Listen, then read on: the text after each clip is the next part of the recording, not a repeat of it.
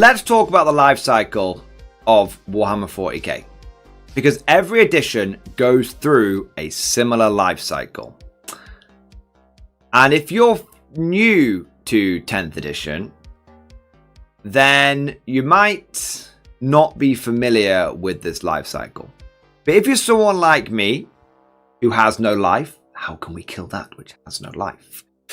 Then if you've been in for a few editions now at this point, you start to notice certain patterns. You start to notice certain repetitions. And you start to realize that GW definitely operates to a formula, whether intentionally or unintentionally. They do say don't attribute to malice what could be down to stupidity, but it is alarmingly regular. Alarmingly regular. So, let's talk about the life cycle of a 40k edition. And we'll use paint because why the fuck not? It's a bit of fun. Bosh. So, let us start with a nice green box. So this here is going to represent the start of the edition. It's a nice launch box. You know, maybe this is going to be the start. Okay, it's probably going to have. It's going to be a nice launch box with Space Marines plus someone else, and the big thing is GW is going to start this edition with a message of hope. Because what has come before this edition is going to have been very not green. It's going to have been a very big, angry fucking mess of shite. And it's going to be essentially a bit of a dumpster fire. So GW likes to start every new edition with message of hope. We have heard your concerns. We know there's too much rules bloat. We're going to simplify the game. We're going to streamline the game. You're only going to need your rulebook and your codex, and you're not going to need anything else, and all this kind of shit, right? So they start off with a new box, and it's Space Marines plus something else. Veterans of the hobby know that the Space Marine half is always going to be the better half, but if you're getting into the hobby with a friend, you might not know that, and so you might split the box with your mate, and one of you ends up getting the Tyranid half, or the Tyranid half, or is going to be like it's going to be the Necron half or the Chaos Space half, whichever it is. It's always good. The Space half is going to be the better half, but it doesn't matter. It's a new hope. It's a new edition, and at first, things are good. At first, people believe the hope, and so that it's not perfect though. Inevitably, at the launch of the edition, something is going to be a little broken. Something will have been overlooked. There'll be some core rule, or there'll be some faction, or something that is just a bit broken. So,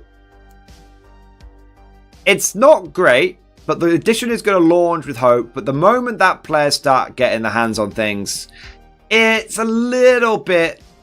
There's a few teething problems, but after maybe a hot fix here or an FAQ there, they might end up fixing some things. So a good example of this with 10th edition was we had towering. Towering was a big issue at first. Towering was a big issue. We had Eldar were a bit of a nightmare. And then Deathwatch. Who remembers how broken Deathwatch were at the beginning of 10th? They weren't broken, but people were getting very excited about certain things. But there's a few teething problems. But GW does a little bit of a hot fix. And so we get to the real start of the edition when the first codex drops. This is when there's been a few FAQs. There's been an FAQ. People have had the game in their hands for kind of like a month or so, and the first codex will drop, and the first codex will be Space Marines. It always is. Always be Space Marines. So it, ironically, if GW ever does a poll or does a vote on what would you like to see next, and they'll put Space Marines versus any other faction, the other faction will always win, because it's a matter of course from Warhammer players that even though Space Marines are a perfectly fine and interesting faction, most people will take any opportunity to be like, no, Space Marines are boring, and then basically vote against them. For example, in 10th edition, GW was like, do you want to see all these cool new Space Marine models? And the community was like, no, let us see the new Hormagaunts that do exactly the same thing as the old Hormagaunts, but let us see the new Hormagaunts. So, but the first codex will drop, and it'll be good. The first codex will be Space Marines, and GW will stuck to their original plan. We're not going to break the game this time. Not going to break the game this time.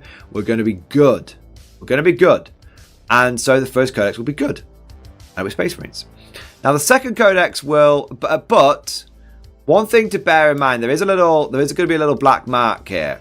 Okay, one thing to bear in mind is that because Space Marines will be the only faction with a codex, there's going to be a lot of people that complain saying they're broken and overpowered. When the reality of the situation is that we haven't got the full picture yet. But a lot of people are going to complain about them being broken and overpowered. You guys know what the internet's like. The same people that'll say Space Marines are overpowered will be the same people that say Aquilans are overpowered. Those people are remedials that have no ability to think about the bigger picture or think long term. So you have a lot of people complaining about it, but actually, and a lot of people will jokingly go, "Oh, they're broken," but anyone who's been around for edition will realize that the Space Marines, well, their time in the sun will be short-lived. So then the next codex will come out. We don't know what it'll be. It could be anything. Sometimes it's Tyranid, sometimes it's Chaos, but the next codex will come out, and guess what? It's going to be good. And this cycle will continue for a little bit until we get to here. And this is where things go really bad. Let's make it nice and fucking big. Okay, so this right here is the halfway point. Okay, this is the halfway point through the edition. Typically 18 months. Alright, not 18 million, Jesus Christ, that'd be good. 18 months, there you go. This is when GW, despite the fact, there might be a few bumps in the road, something being a little stronger, something being a little weaker, but by and large, there'll be a lot of positive signs, and anything that GW releases that's a bit undercooked or overcooked, they'll probably sort of balance it out. Then we get to the halfway point. Then we'll get to the halfway point. And this is where things get completely giga-fucked. Oh, it's a nightmare. This is when GW decides, for some reason, to just... They just release something. It could be anything. But they release something about halfway through the edition which completely breaks the game. Maybe it's a codex. Typically, it's the fucking Eldar codex. It's often, not always, but often it'll be the Eldar codex. But it could be any. It could be any codex. But they'll release a codex, or in 8th edition we had a supplement called Vigilus Defiant, which was the first. 8th edition was doing very well until Vigilus came out, and then about 12 months after Vigilus, we had literally statistically unkillable Iron Hand Dreadnoughts. Or, like, we're talking literally statistically unkillable. Not like, oh, and they were actually unkillable as well. It wasn't a case of, oh, I've done the maths and this thing is unkillable, and then you actually use a tabletop and it doesn't work out. No, these things were so broken. So broken. So, something is going to happen halfway into the edition which completely fucking breaks it. And then what ends up happening is we go, for the next, I would say, 6 months to a year, it's fucked, man. It's like this, okay? Like, it's all higgledy fucking piggledy. GW will release increasingly more broken things. It just gets a little bit out of control. And then, you know, maybe there'll be some, when I say out of control, we're not just talking like things being constantly broken, but things being broken and then nerfed, and then, you know, fucking things will be going up doing their best Hindenburg impression and then exploding into a fireball and then plummeting back down to the bottom and going up and down. It's a fucking roller coaster. It's a fucking roller coaster. And then what will at some point in this mess, sometimes towards the end of it, but at some point in this mess, let's say about here, at some point in this mess, the second Space Marine Codex is going to come out. Second Space Marine Codex. Okay? The second Space Marine Codex will be a huge power boost in comparison to the first one. But there is always, like the Sith, 2. No more. No less. And so the second Space Marine Codex will come out. You'll also have GW really start fucking milking things as well. Milking things. This could be. It's like a little. This is all happening within this higgledy-piggledy bit. But at some point, like we'll do this in orange to maybe make it a little bit clear. At some point, you're going to get lots of supplements as well. This is where GW will take books that should have been part of a codex, but then break them off. So, great example is when GW decided at the end of like 8th edition, for example, they were going to release individual codexes for things like Ultramarines and Imperial Fists. Chapters which had never really had codexes before. And the codex was like £30, 20 to £30, and consisted of 4 data sheets. But they're going to release it. A clear cash grab, you know. Or you've got 9th edition, where we had all of the Psychic Awakening and the Octarius Rising. Loads of supplements. Fucking loads of them. Okay? But after this time of sort of tumult, what will kind of happen is it will calm down. It will calm down a bit. It'll calm down a bit. But what you'll see is the game getting a bit smaller. Because you'll see a lot of people that towards the end of the edition, they move away. They go to something else. There's a bit of burnout, or body odor. There's a bit of burnout. They'll move to other games like Bolt Action or Old World because they're just fucking burned out. They're just tired of 40k. And they've been keeping up with all this madness for a bit, but they can kind of tell the edition is getting a little bit towards the end. So it'll burn out a little bit. And then by the time we get to sort of towards the end of the edition, the game's, it's a lot smaller. There's still lots of people, this is where you get to the point where like tournaments are getting like half capacity, which is always a good metric. Tournaments are getting to like half capacity. People are just trying other shit.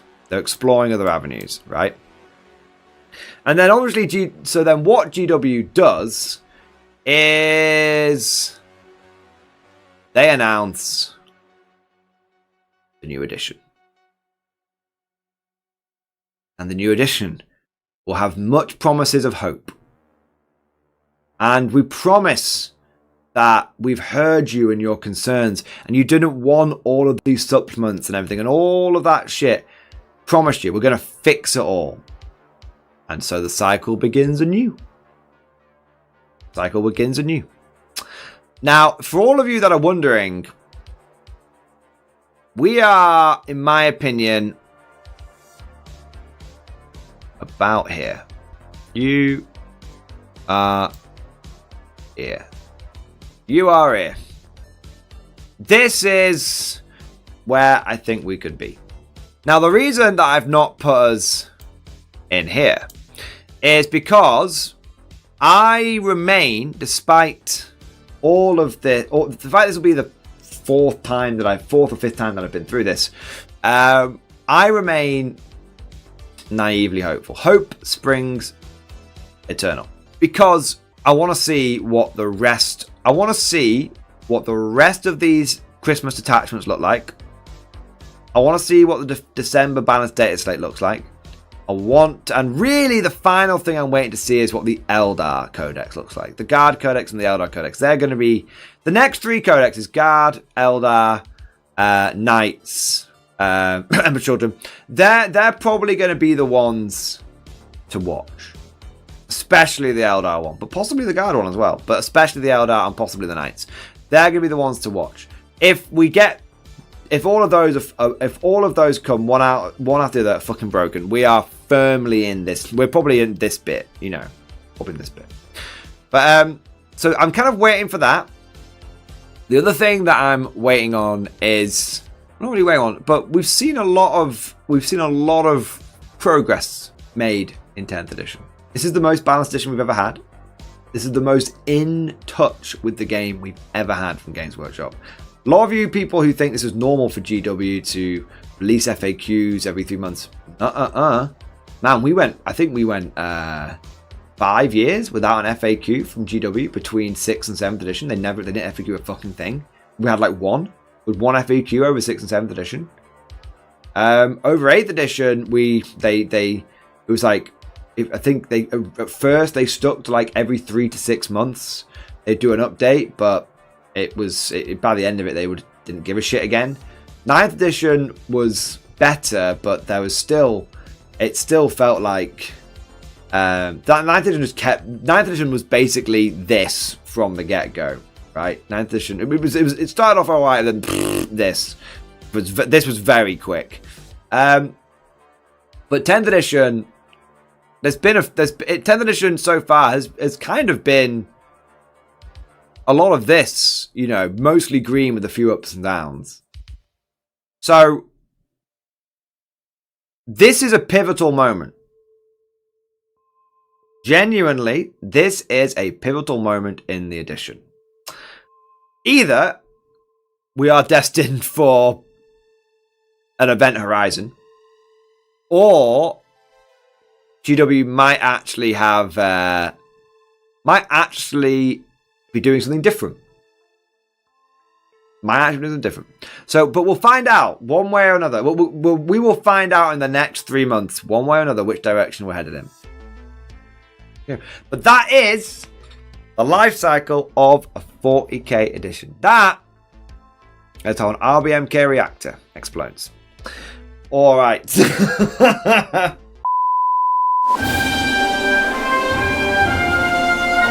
Would you like to know more? If so, then please consider becoming a channel member or patron.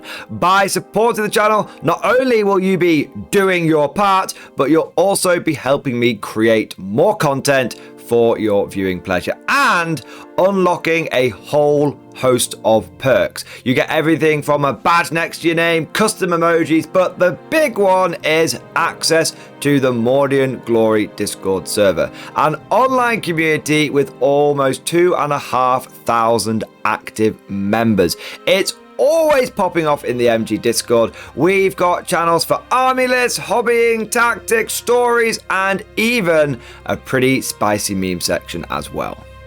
For all you greenhorns that wanted to see the Mordian glory hole, today is your lucky day.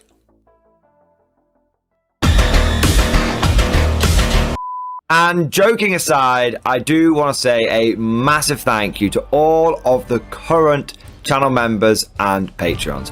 You guys are amazing, truly the lifeblood of the channel. I could not do Mordian Glory full-time without the incredible and generous support of my members, so thank you guys so much. And last but certainly not least, I want to say a personal thank you to all of my top tier Patreons.